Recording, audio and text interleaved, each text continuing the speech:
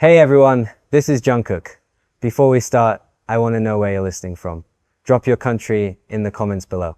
It always amazes me to see how stories can cross oceans, languages, and cultures, connecting people who may never meet in person but somehow share the same emotions, the same struggles, the same silent questions about life. Today, I want to open a door into a part of my heart I rarely talk about. Not the stage lights, not the trophies, not the applause that fades as the curtains close, but the quiet shadows that creep in when the noise settles down. For years, my life has been measured in rehearsals, releases, and relentless schedules.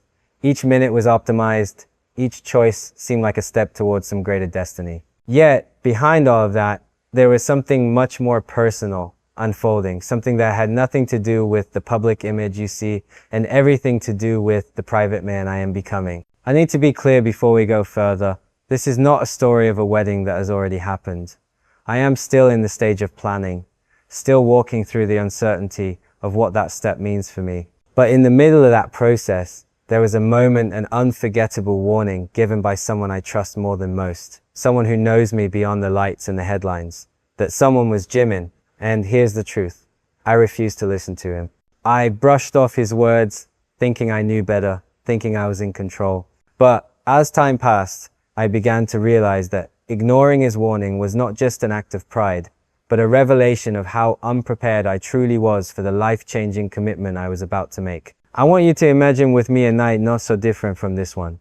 The building was quiet, the kind of silence that feels heavy because it follows hours of noise, rehearsals, and planning. Most of the team had gone home. I stayed behind, alone in one of the practice rooms, staring at the reflection of my own tired face in the mirror. There were wedding documents scattered across the table, ideas for ceremonies, suggestions from managers, even notes from family. On paper, it all looked like progress. But inside, something felt off. It was in those moments of exhaustion that Jimin's voice echoed back to me, replaying like a line in a song you can't escape. Don't rush this. Don't let outside pressure decide for you. Marriage isn't just a milestone. It's a life you carry with you every single day. At the time, I had dismissed those words. I smiled, nodded, and told him I understood. But inside, I was stubborn. I told myself I had control, that I knew what I was doing. And maybe, in some way, I didn't want to admit that he saw something in me that I was refusing to see in myself. What I need to explain here is that when you live in a world of constant achievements, you begin to treat everything like an achievement. Another album, another performance, another dream checked off the list. And when the word marriage appeared in my life, I instinctively categorized it the same way. Another goal to reach, another accomplishment to display. Something that could be organized, optimized, scheduled, and celebrated like every other milestone. But that way of thinking blinded me. Marriage, as Jimin tried to tell me, is not about efficiency or public milestones. It is not about how many people approve or how perfect the event looks in the eyes of the world. It is about presence. It is about the quiet, everyday choices to love, to stay, to give, even when it costs something. And in that moment of my life, I wasn't ready to hear that. Let me take you back even further to the weeks before Jimin's warning. My calendar was full, as always. Meetings stacked on top of rehearsals, interviews wrapped around travel, and somewhere in the middle, the whispers about my personal life grew louder. Fans speculated, tabloids reached for rumors, even close acquaintances asked the kind of questions that carried hidden pressure. When are you settling down? Who will it be? Is it true? The truth is, those whispers became a storm inside me, and instead of stopping to breathe, I tried to outrun it. I thought that by rushing forward with plans, by putting structure around the uncertainty, I could control the narrative. I could show the world I was decisive, strong, and ready. But the more I tried to control, the less present I became. It was Jimin who noticed first. He always does. He notices when my laughter doesn't reach my eyes, when my silence lasts a little too long, when my energy feels forced. One evening after practice, he pulled me aside. His tone wasn't harsh, it wasn't dramatic, it was simply real. He said, "Cook, I see you trying to carry everything like it's a performance, but marriage isn't a stage, it's your life.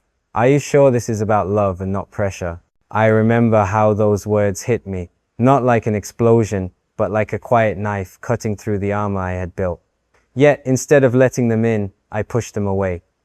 I told him he was overthinking. I told him I was fine. I told him I had everything under control. But deep down, a part of me knew I was lying to him and to myself. That's the dangerous thing about pride. It disguises itself as strength. It makes you believe you are untouchable, that advice is unnecessary, that your path is yours alone to walk. And while independence has its place, pride can blind you to the wisdom offered by people who love you enough to speak the truth. I didn't want to hear Jimin's warning because it threatened the illusion I had built that I was ready, that I was capable, that I had nothing to fear. But sitting here now, reflecting on those moments, I realized that his warning was not just about marriage. It was about how I was living my entire life. Jimin wasn't only telling me to slow down before rushing into a wedding. He was showing me that I had been rushing through everything. Friendships, family time, even my own sense of self. I was always moving forward, never standing still, always achieving, never truly experiencing. That first night when I let his words replay in my mind, I felt an uncomfortable truth rising inside me. Maybe I wasn't ready. Maybe the image I had of myself, the man who could conquer stages, lead projects, and take care of everything, was not the same as the man who could carry a marriage with presence, love, and humility. And that realization scared me more than anything. You see, fear doesn't always come dressed as trembling hands or racing heartbeats. Sometimes fear looks like denial. Sometimes it looks like pretending you don't need advice. Sometimes it looks like brushing off the people who know you best because you're afraid they might be right. That's where I was. And that's why I refused to listen to Jimin's warning. Not because his words lacked truth, but because my pride couldn't bear to accept them. But here's the part I didn't expect. The more I ignored his words, the louder they became. Not in volume, but in weight. Like a quiet gravity pulling at my chest, reminding me that I was avoiding something I couldn't escape forever. And slowly, painfully, I began to realize that ignoring Jimin's wisdom wasn't just a choice, it was a crack in the foundation of the life I thought I was building. That's where this story begins. With a warning I refused to hear, with a truth I wasn't ready to accept, and with the slow unraveling of pride that would eventually force me to confront who I was becoming and what I truly wanted from love, marriage, and life itself. When I look back on the months leading up to that conversation with Jimin, what I remember most isn't the excitement people usually associate with planning a wedding. Instead, what lingers in my memory is the weight, the constant grinding pressure that seemed to shape every thought, every decision, every step I took. And in many ways, that pressure didn't come from the people around me, though they certainly contributed. It came from within. I have always been someone who measures himself by what he can accomplish. Ever since I was a teenager, stepping into rehearsal rooms with older trainees, trying to prove that I deserved to stand among them, I built an identity on achievement. If I could sing harder, dance sharper, train longer, then I could justify my place. If I could exceed expectations, then no one could question me. Over time, this turned into a habit, and that habit grew into something like an obsession. By the time I was standing at the edge of considering marriage, that obsession had followed me into my personal life. I thought of it in terms of structure, strategy, and milestones.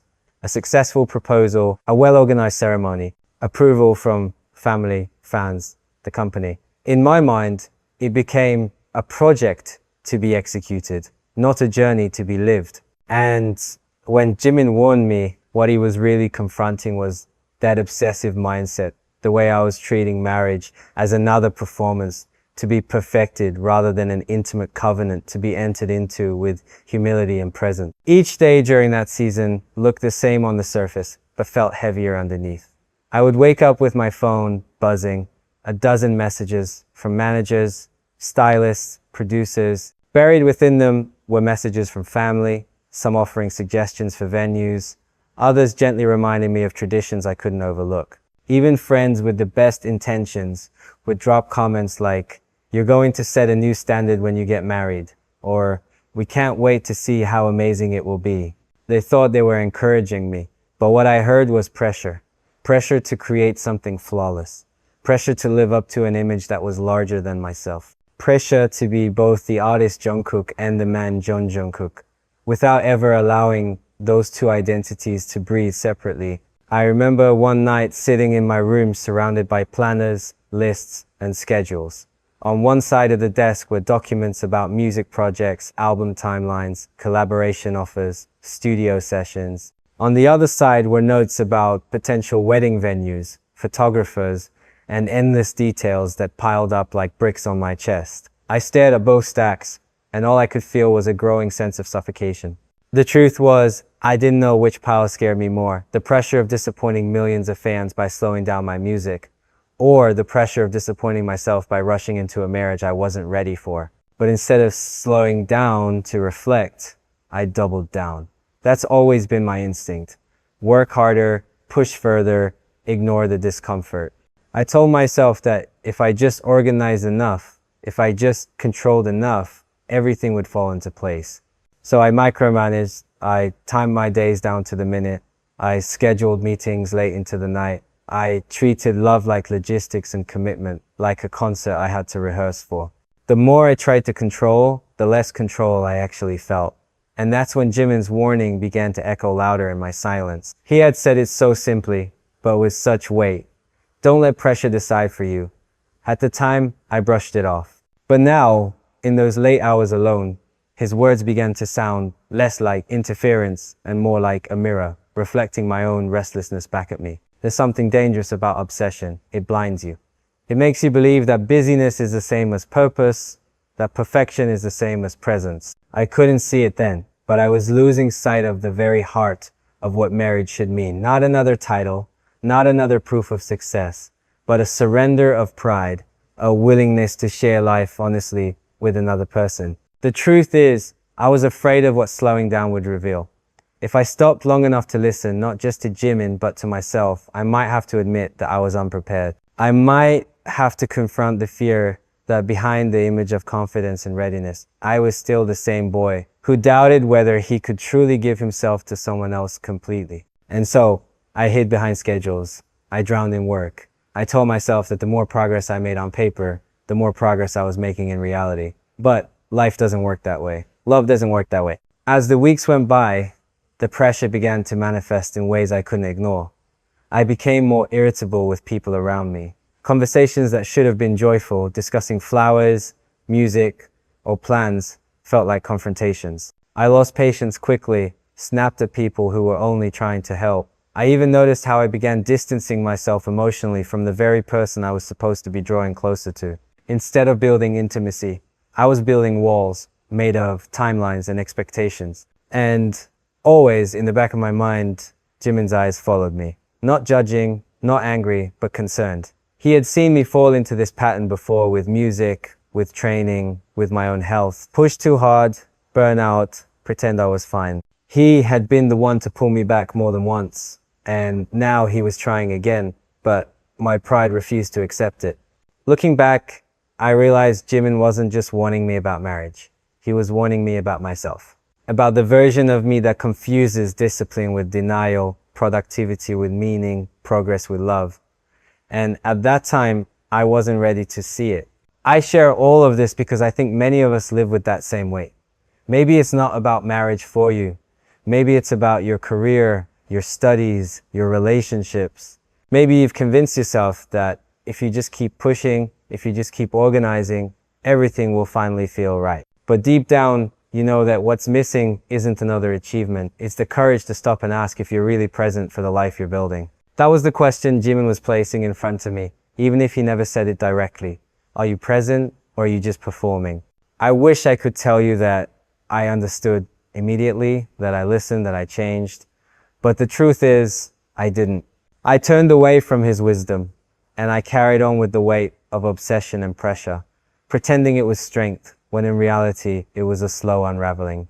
There are moments in life that arrive so quietly, you almost miss their importance. They don't come with flashing lights or dramatic soundtracks. They arrive in the ordinary, the unplanned, the in-between spaces of life. That's how it was with Jimin's first warning.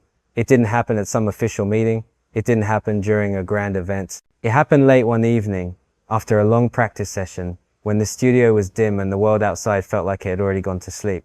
We had been rehearsing for hours.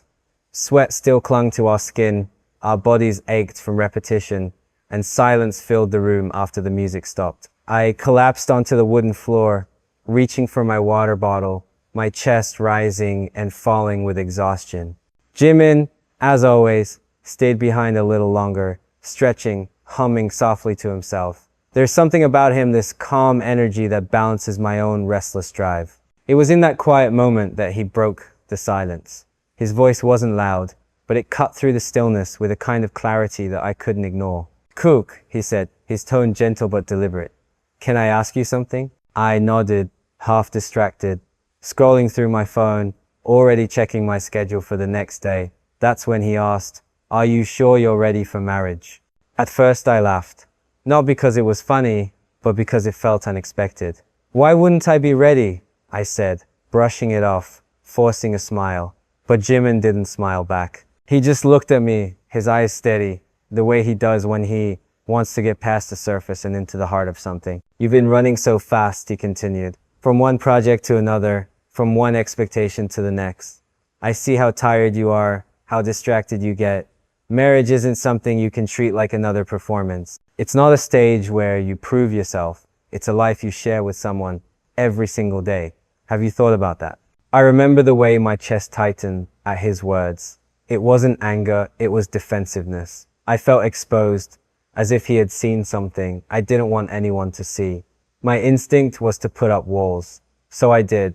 "I know what I'm doing, Jung," I replied quickly. "I've planned everything out. I can handle it." But even as I said it, I could hear the hollowness in my own voice. Jimin tilted his head slightly, studying me. He wasn't trying to win an argument. He wasn't trying to shame me. He was simply offering a truth, and that truth unsettled me. The thing about Jimin is that he doesn't just listen to your words, he listens to your silences. And that night, he could hear the silence in me louder than anything I said. He leaned against the mirror, arms folded, and spoke again. "I'm not saying you can't do it. I know you could. If you decide on something, you'll push through no matter what. But marriage isn't about pushing through. It's not about efficiency or achievements. It's about presence. And sometimes, presence means slowing down." I wanted to argue. I wanted to tell him he was wrong, that I was fully in control, that I had thought it all through. But the truth was, his words touched the very fear I had been trying to bury, the fear that I was rushing into something bigger than myself, not out of readiness, but out of pressure. And so, instead of admitting that fear, I hid behind pride. "You don't need to worry," I said, forcing confidence into my tone. "I've got it figured out." Jimin sighed softly, not in frustration, but in sadness, like someone who could see a storm coming long before the first clouds appear. He didn't push further. He simply placed his water bottle down, gathered his things, and as he walked toward the door, he turned back once more. "Just remember," he said, "love isn't proven by how much you can plan. It's proven by how much you can be there, fully there. Don't mistake the two." And then he left. I sat there, staring at the empty doorway, the silence rushing back into the room. For a long time, I couldn't move. His words echoed in my mind, clashing against the armor I had built. And though I refused to admit it, part of me already knew he was right. But here's the thing about pride. It convinces you that discomfort is weakness, that listening is surrender, that admitting doubt is failure.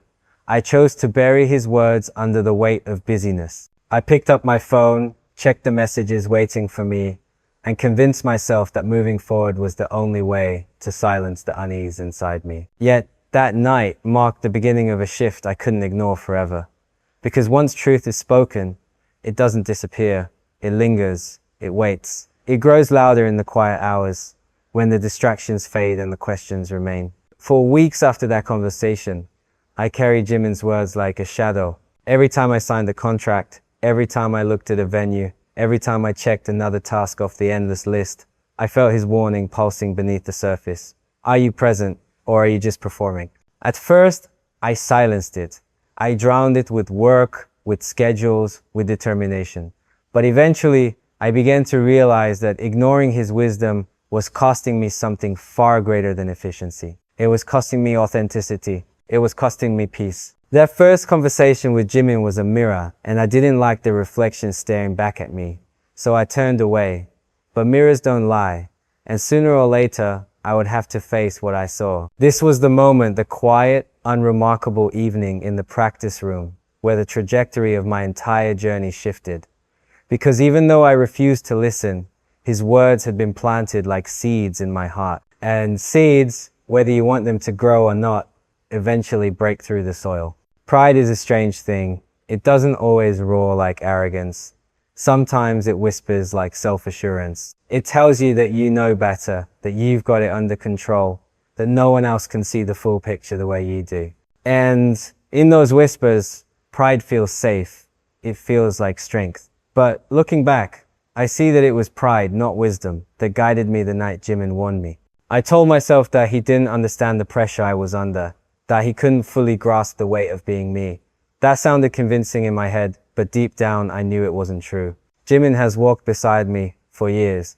He has seen me at my best and at my lowest. He knows when my laughter is genuine and when it's a mask. If anyone could understand, it was him. But pride needed a shield, and so I used that excuse to defend myself from the truth. The truth was simple. I was scared. Scared that slowing down to reflect would reveal I wasn't ready. Scared that admitting doubt would make me look weak, not only to him, but to myself. Scared that if I truly looked into the mirror he was holding up for me, I would see a man who had mistaken control for commitment. But instead of facing that fear, I let pride lead me into denial.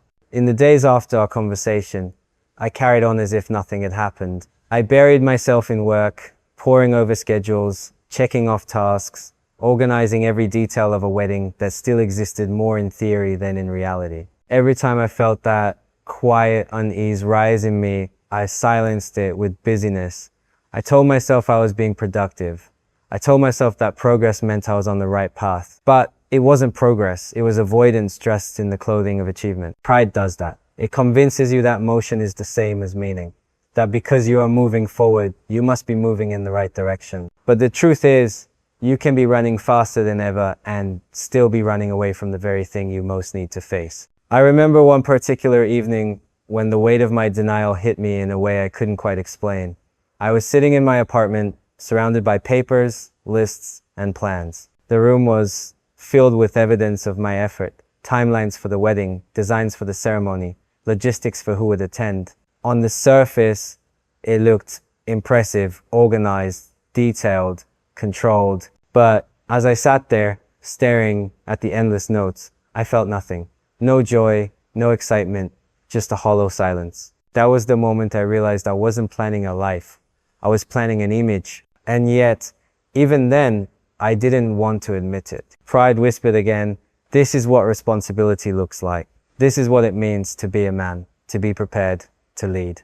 I clung to that voice because the alternative, admitting that I was building something hollow, was too painful to face. When Jimin and I crossed paths in the days that followed, I avoided the subject.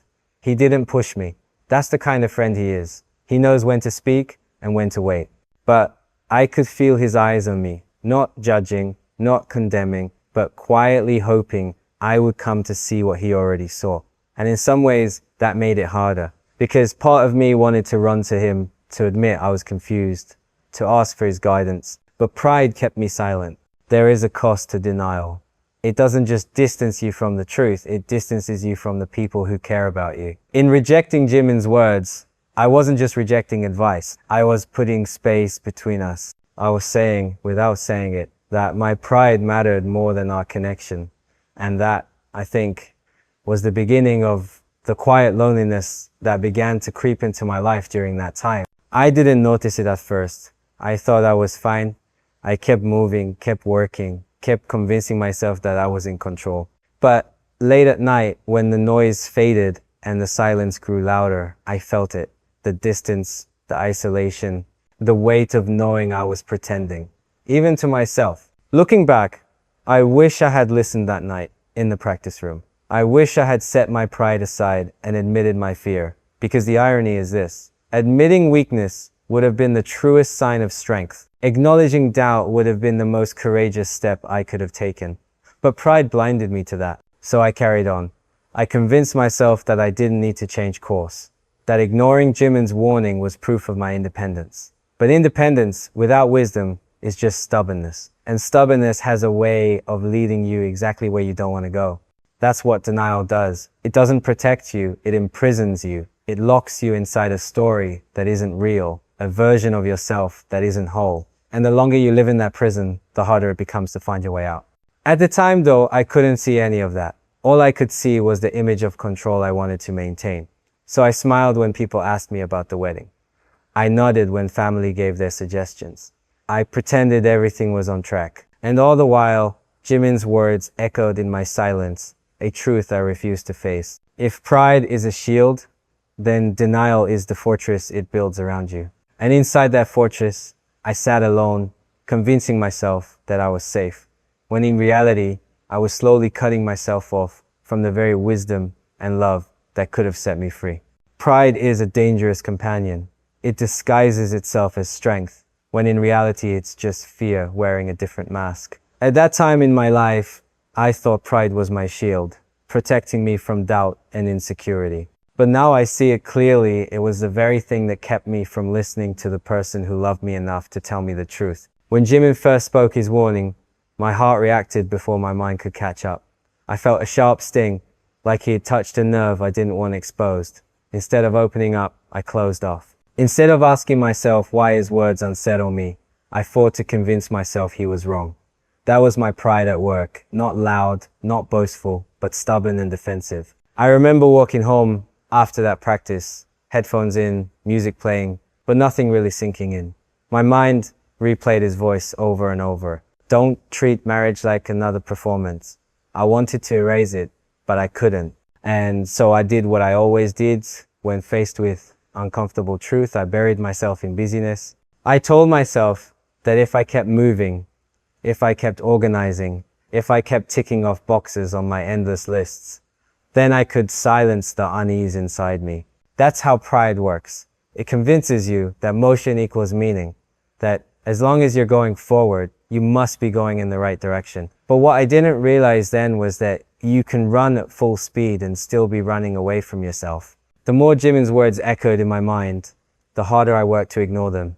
I started justifying my choices to myself. He doesn't understand the pressure I'm under. He doesn't know the responsibilities I carry. He's being too emotional about this. Deep down, I knew those weren't fair. Jimin understood me better than almost anyone. He had seen me break down, seen me rebuild, seen me push past limits that no one else even noticed. He wasn't speaking as someone on the outside, he was speaking as a brother who knew my patterns. But pride didn't want to admit that. Pride needed excuses. And so I clung to them. I convinced myself that I had everything under control.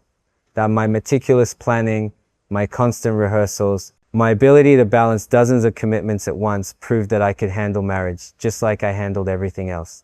I thought love was something I could schedule, organize, and perfect. But what I was really doing was hiding behind control because I was too afraid to admit I wasn't ready to let go. One night, I sat in my apartment, surrounded by stacks of papers and lists. To anyone else, it might have looked impressive charts of potential dates, options for venues, schedules for how everything could align with work. It looked like progress. But when I leaned back in my chair and stared at it all, I felt nothing. No excitement, no joy, no warmth, just emptiness. And in that emptiness, Jimin's words returned. Marriage isn't about proving yourself. It's about presence. For a moment, I felt my defenses cracking. For a moment, I considered admitting that maybe I wasn't ready. But then, pride rushed in again. You can't think like that, it whispered. You've worked too hard to look weak now. Everyone expects you to move forward. And so I closed the door on that thought, pretending the silence in my chest was just fatigue. But the truth is, denial doesn't erase doubt, it just delays it. And while I smiled in front of others, while I nodded at suggestions and acted confident in interviews, inside I was restless. I couldn't escape the gnawing sense that I was building something fragile, something that could collapse if I dared to stop pretending. What hurt most was the quiet distance it created between me and Jimin. He never pressed me again about the wedding. He let me be, but I could feel the space growing. We would laugh during practice. We would talk as usual. but there was an unspoken barrier now. He had offered me wisdom, and I had turned it away. And in rejecting his words, I had also, in a way, rejected his heart. That is the cost of pride. It doesn't only block truth, it builds walls between you and the very people trying to protect you. I told myself I was independent, that I was strong, that I didn't need anyone's guidance, but what I really was alone. At the time though, I couldn't see it. All I could see was the image I wanted to protect, the image of a man in control, ready to take on the next milestone, untouchable by doubt. I wore that image like armor, not realizing it was slowly suffocating me. Looking back, I wish I had listened. I wish I had put my pride aside and admitted the fear I felt. Because admitting fear wouldn't have made me weak. It would have made me honest. And honesty is the foundation of love, something I was forgetting in my obsession with control. But instead, I chose denial. And denial has a cost. It doesn't just postpone the truth, it multiplies the weight of it when it finally breaks through. At that point in my life, I didn't know it yet. But the cracks were already forming, and it wouldn't be long before the silence of my pride would become too heavy to bear. There are nights when exhaustion doesn't bring rest, when your body collapses but your mind refuses to sleep, when silence becomes louder than any noise you face during the day. That was the kind of night that finally brought me face to face with a warning I had tried so hard to bury. It had been another long day, filled with rehearsals, meetings, and endless conversations about logistics. My schedule had become a battlefield, every hour accounted for, every minute stretched to the breaking point. By the time I returned home, the weight of it all pressed against my shoulders.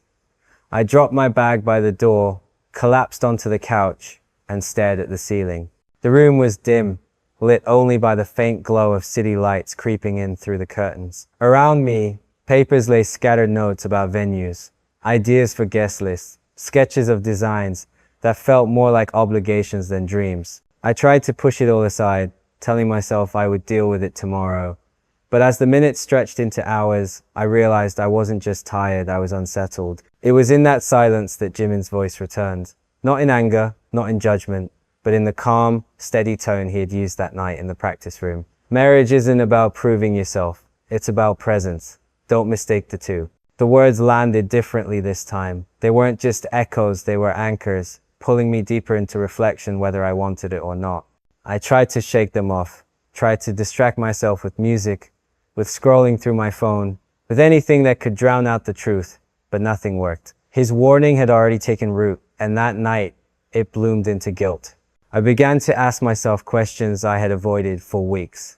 Why did I feel nothing when I looked at the plans spread across my table? Why did the thought of the wedding feel more like pressure than joy? Why did I care so much about appearances and so little about presence? And then the heaviest question of all, was I building this life out of love or out of fear? That question pierced me because I knew deep down that fear had been steering me more than love.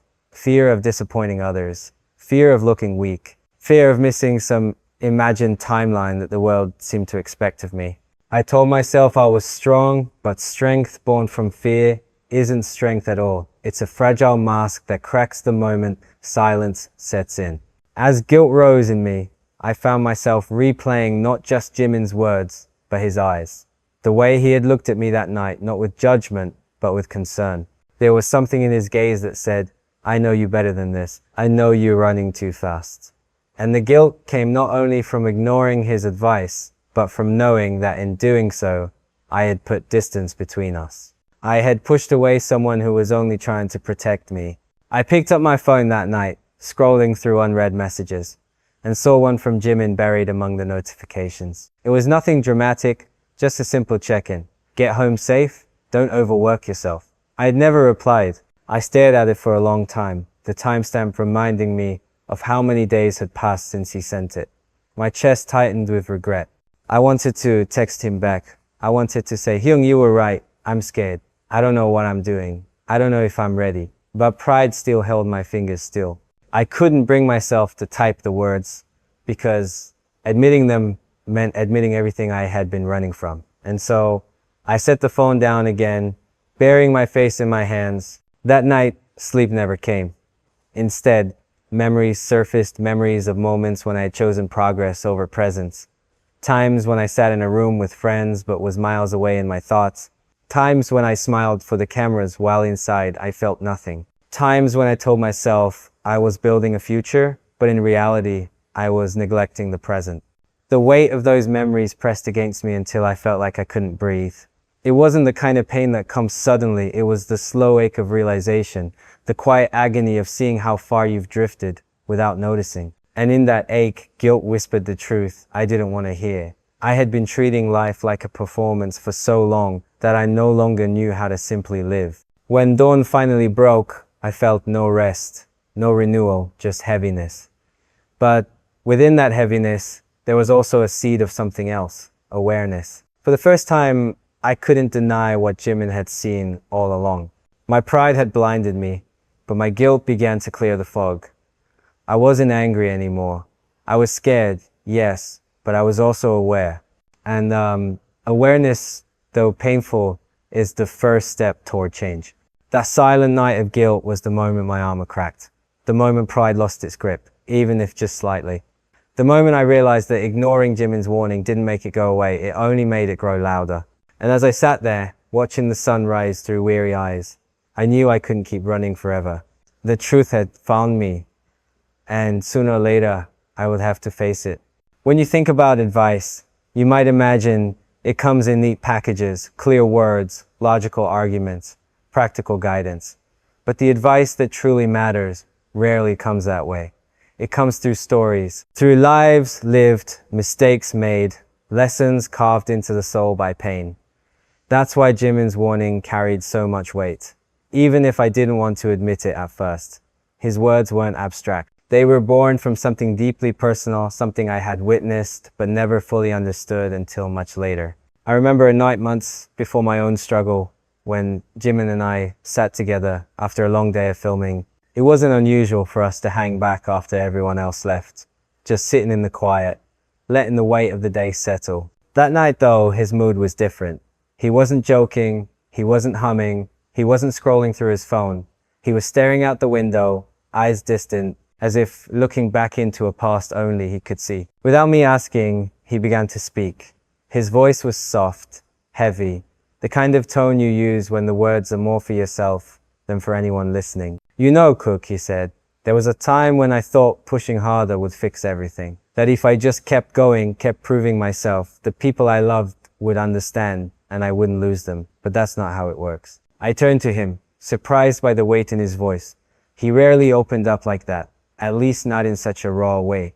He took a long breath before continuing. There were moments I should have been present, birthdays, family dinners, quiet evenings, but I was always somewhere else, always rehearsing, performing, planning the next thing. I told myself it was for them, for the future, for security. But the truth is, I missed moments I can never get back. His eyes glistened, though he didn't cry. I remember my dad once told me he didn't care about the trophies or the applause. He just wanted more time, and I didn't listen.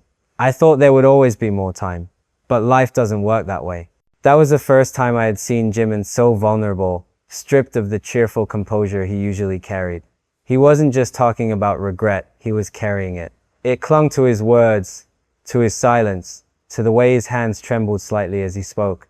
I had nodded that night, listening, but I didn't fully take it in. I told myself that his story was his, not mine, that I could learn from it without it ever applying to me. But as the months passed, and as his warning about marriage echoed louder, I began to realize that his story was the foundation of his advice. He wasn't warning me because he doubted me. He was warning me because he had lived the consequences of choosing ambition over presence, achievement over connection. The memory of his story returned to me during one of my sleepless nights, when guilt kept me awake. Suddenly, his warning wasn't just words, it was part of a larger truth he had been carrying. He knew what it meant to lose moments you can never reclaim. He knew how heavy regret feels when it comes too late, and he didn't want that for me. I began to piece it together, the way his voice had cracked when he spoke about missed time, the way his eyes clouded when he mentioned his father, the way he always urged me to slow down, to be present. It wasn't random advice, it was a plea. A plea from someone who had seen what happens when you ignore the simple, irreplaceable moments in pursuit of something bigger. And as I reflected on that, my pride began to soften. For the first time, I saw Jimin's warning not as interference, but as love. He wasn't trying to control me. He wasn't trying to question my strength. He was trying to save me from the very mistakes that haunted him. That realization broke something open in me. I thought about all the times I had brushed him off, all the times I had responded with defensive pride instead of gratitude.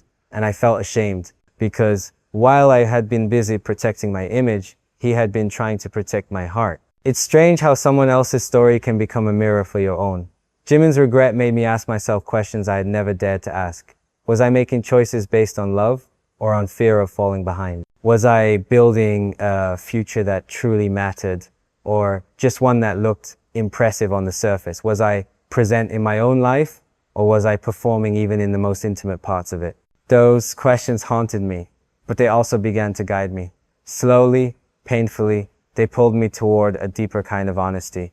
The truth is, Jimin's story gave his warning a weight I could no longer ignore. And even though I had resisted at first, even though my pride had built walls, those walls began to crack under the force of his lived experience. Because wisdom born from regret is harder to dismiss. It carries the gravity of life itself. That was the gift Jimin unknowingly gave me, the chance to see through his eyes, to learn from his pain before it became my own. And though I didn't know it yet, that gift would become the turning point in my journey toward a different kind of strength, the kind that doesn't come from control or pride, but from presence and humility. There comes a point when the questions you've been avoiding catch up with you. You can push them away for weeks, bury them under schedules, drown them in noise, but eventually they break through. For me, that moment came quietly, like a storm that arrives without thunder. One minute I was moving through my routines, pretending everything was fine. The next, I found myself staring into a mirror and wondering who I had become. It started with a single thought: whose life am I building? At first, it seemed simple enough.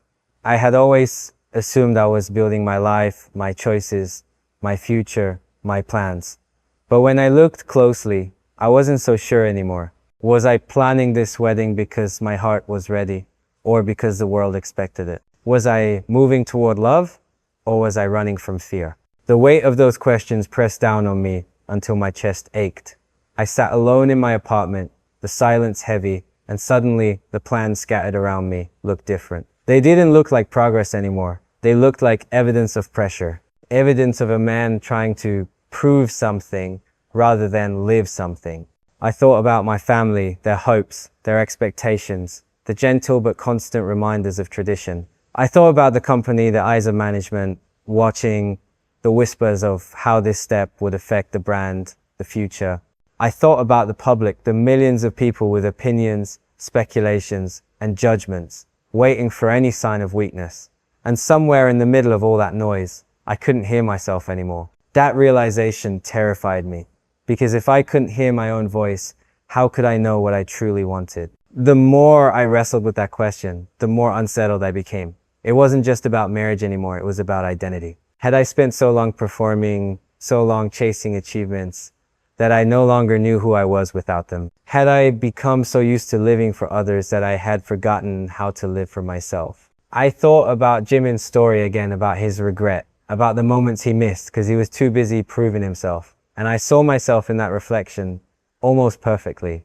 I saw a younger version of me, the boy who had once promised himself he would never let fear or pride control his choices. And I saw how far I had drifted from that promise. It was in that moment that the cracks in my armor began to widen. I couldn't pretend anymore. I couldn't keep telling myself I had everything under control. I couldn't keep convincing myself that this was about love, when so much of it felt like pressure. The crisis came not with a scream, but with a whisper. What if I'm not ready? Those words echoed in my mind like a bell that wouldn't stop ringing. And once they rang, I couldn't unhear them.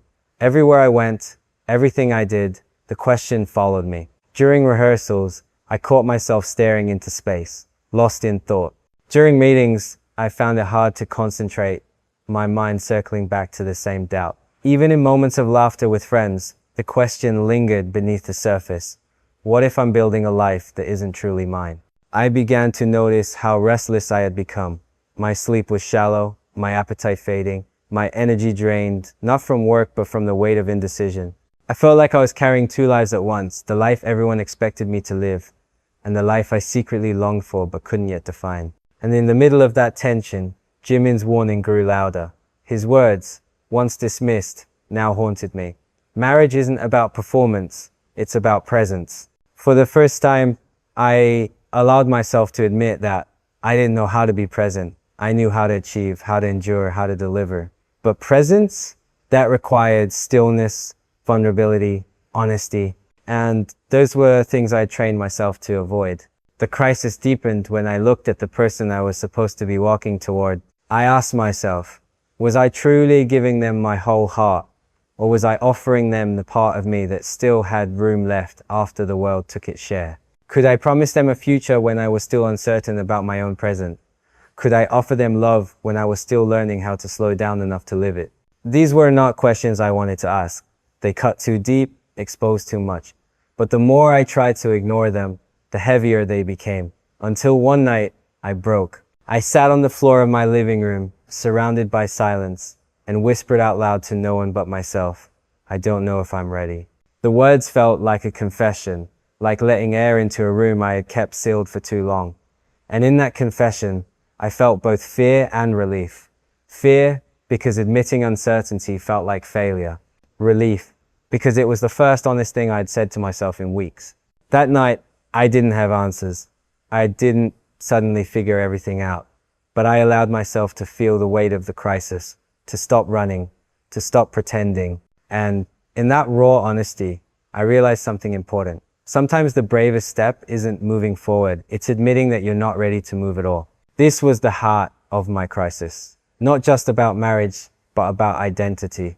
About learning that strength isn't pretending you're fine, it's facing the truth, no matter how uncomfortable it is. And though I didn't know it then, this crisis would become the turning point that finally opened the door to change. There's a difference between hearing someone's words and actually listening. For weeks I had heard Jimin's warning, let it echo inside me, but I hadn't truly listened. My pride had filtered everything through denial, twisting it into something I could dismiss. But after the sleepless nights, the guilt, the quiet crisis that pulled me apart from the inside, I knew I couldn't keep running. The moment came one evening, after practice had ended and most of the members had gone home.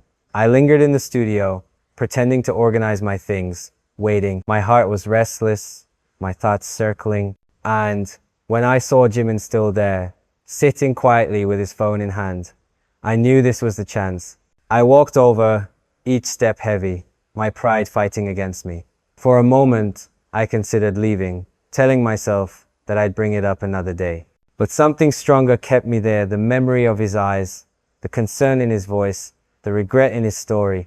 I couldn't ignore it anymore. Hyung, I said softly, my voice barely above a whisper.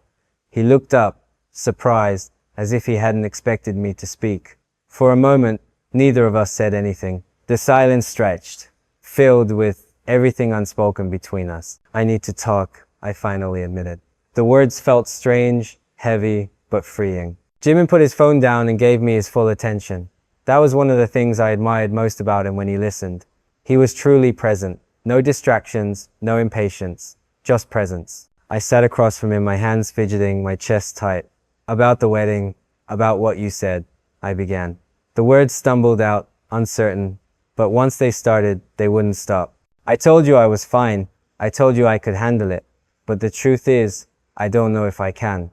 I don't know if I'm ready. There it was, the confession I had been too afraid to make. Jimin didn't respond right away. He let the silence hold my words, giving me space to breathe. Then he nodded slowly, his eyes soft. I know, he said simply. I could see it. That response undid me. For weeks, I had been carrying the weight of pretending, hiding my fear, convincing myself that no one could see through me. And here he was, telling me he had seen it all along. I didn't want to admit it, I confess, my voice cracking. I thought if I just kept moving, kept planning, I could make it real. But it doesn't feel real. It feels like pressure, like I'm performing again. Even in this. Jimin leaned forward slightly, his gaze steady. That's exactly why I said what I did. Because I've been there. I know what it's like to confuse achievement with meaning, control with commitment. and I don't want you to carry the same regrets I did. I felt my throat tighten. For the first time, I wasn't just hearing his warning, I was receiving it. His story, his regret, his love, it all came together in that moment, breaking down the walls pride had built around me. But how do I know if I'm ready? I asked, the question spilling out before I could stop it. How do I know if this is about love or just fear of letting people down? Jimin sat back, his expression thoughtful. You can't measure readiness by plans or appearances. You know you're ready when presence doesn't feel like a burden anymore.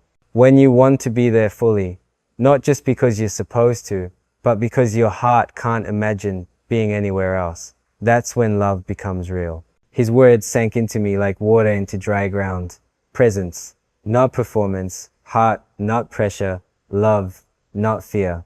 I realized then how far I had drifted. I had been so busy proving myself that I had forgotten how to simply be.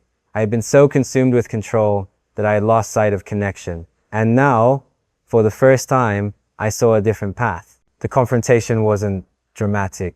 There were no raised voices, no tears spilling across the floor. It was quiet, steady, almost gentle. But in that gentleness, something in me shifted. I allowed myself to be vulnerable, to admit fear, to let someone else hold part of the burden I had been carrying alone. For the first time in weeks, I felt lighter. Not because everything was solved, but because I had stopped pretending. I had faced myself, and I had let someone else see the truth. That night, as we left the studio, Jimin walked beside me, saying little. He didn't need to. His presence was enough. And in that silence, I realized something important. Sometimes the answers we seek don't come from figuring everything out. Sometimes they come from the courage to be honest, the humility to listen, and the grace to let someone else walk beside us. This was the beginning of change, not the end of my struggle, but the turning point where denial gave way to honesty and pride gave way to presence. Change doesn't happen overnight. It doesn't arrive with a sudden flash of clarity or a dramatic transformation that erases the past in an instant. Change comes quietly in the small decisions, the daily choices, the subtle shifts in perspective. After my conversation with Jimin, I didn't suddenly have all the answers, but for the first time I had a new set of questions. Instead of asking, how do I prove myself? I began asking, how do I show up fully? Instead of asking, what will people think? I asked, what will I remember? Instead of asking, am I in control? I asked, am I present? Those questions became the compass I didn't know I needed. The first change was in how I approach my days. Before, I measured success by productivity. How many tasks I completed, how many hours I worked, how much progress I made on visible goals. But after Jimin's words sank in, I began experimenting with a new measure. At the end of each day, I asked myself, where was I truly present today? When did I give someone my full attention without distraction? What moment did I experience fully instead of just getting through it? At first, the answers were sobering. Too often, the response was nowhere or never. I saw clearly how much of my life I had been living half absent there in body, but not in heart. But instead of drowning in regret, I chose to let that awareness guide me. Each day, I tried to be more intentional. I started by putting my phone away during meals, resisting the constant pull of notifications. It felt unnatural at first, like giving up control. But slowly, I began to notice something. The silence wasn't empty, it was full. Full of laughter I had missed before, full of details I had overlooked, full of connection I had longed for without realizing it. The second change was in how I approached love. I had thought love was about effort, about doing enough, proving enough, achieving enough to deserve it. But Jimin reminded me that love isn't earned through performance, it's given through presence. And so I started shifting my focus. Instead of trying to create a perfect plan for the future, I began asking how I could love better in the present. Sometimes that meant slowing down enough to listen. Sometimes it meant choosing honesty over image. Sometimes it simply meant being there, undistracted, unguarded, willing to give myself fully in the moment. The third change was in how I approached myself. Pride had made me believe that admitting fear was weakness, but humility taught me that acknowledging fear is the first step toward growth. I began allowing myself to be vulnerable, not just with Jimin, but with others close to me. I shared doubts I had long hidden, fears I had buried, questions I had suppressed. And instead of losing respect, I found deeper connection. People didn't see me as weaker, they saw me as human. And in that humanity, I discovered a new kind of strength. None of this was easy. Old habits don't disappear without a fight. There were still days when I caught myself checking my phone mid-conversation or rushing through moments that deserved my full attention. There were still times when the pressure of expectations pulled me back into old patterns of control. But now, instead of denying it, I noticed it. I named it. I chose differently the next time. And slowly, the balance began to shift. I also began to see the wedding differently. It was no longer a performance to perfect, a milestone to achieve. It was a commitment to presence, a promise to share not just my accomplishments, but my life. That shift changed everything. It didn't erase the pressure, but it reframed it. Instead of asking how the wedding would look to others, I asked how it would feel to us. Instead of obsessing over the image, I began caring more about the experience, the laughter, the intimacy, the love that would define it. I thought often of Jimin's story, of the regret in his voice when he spoke about missed moments. His pain became my teacher, his wisdom my guide, and I realized something powerful. Sometimes the greatest gift a friend can give you isn't answers, but perspective, the chance to see your life from a different angle, to learn from their scars before they become your own. Through all of this, I also began redefining what success meant to me. Success wasn't the applause, the achievements, the flawless image. Success was presence. Success was connection. Success was being able to look back and know I didn't just accomplish things, I lived them. I felt them. I shared them. One evening, after another long but intentional day, I found myself walking home under the city lights. The air was cool, the streets alive with quiet energy. For the first time in a long time, I wasn't rushing. I wasn't calculating how much time I had left. I wasn't planning the next task in my head. I was just there, walking, breathing, noticing the way the lights reflected off the pavement, the sound of distant laughter, the rhythm of my own footsteps. And in that simple moment, I felt something I hadn't felt in weeks: peace. That peace wasn't the absence of struggle, it was the presence of awareness. And in that awareness, I began to see clearly what Jimin had been trying to show me all along. Love, marriage, life, they aren't about proving, achieving, or controlling. They're about showing up fully, honestly, vulnerably, about presence. And though I knew my journey wasn't over, I also knew I was no longer the same person who had dismissed Jimin's warning out of pride. I was learning. I was changing. I was discovering a new way to measure success, not by what I achieved, but by how deeply I lived.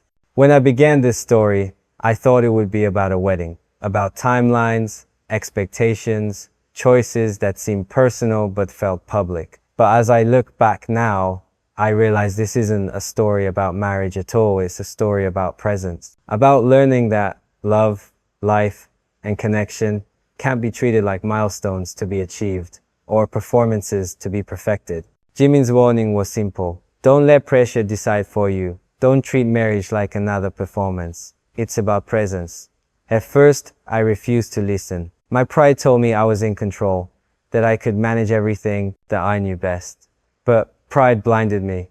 It kept me from seeing that I wasn't living, I was performing. I wasn't building from love, I was building from fear. The turning point came not in a dramatic revelation, but in small, quiet moments. Sleepless nights when guilt whispered louder than my excuses. Silent hours when I realized I was planning an image, not a life. Conversations with Jimin where his story of regret became a mirror for my own. Slowly, painfully, the walls of pride began to crack. And through those cracks, truth began to enter. What I learned is that presence is the truest form of love. To be fully there, undistracted, unguarded, willing to give yourself completely in the moment. That is what love demands. That is what life demands. Not perfection, not flawless plans, just presence. I began to make changes.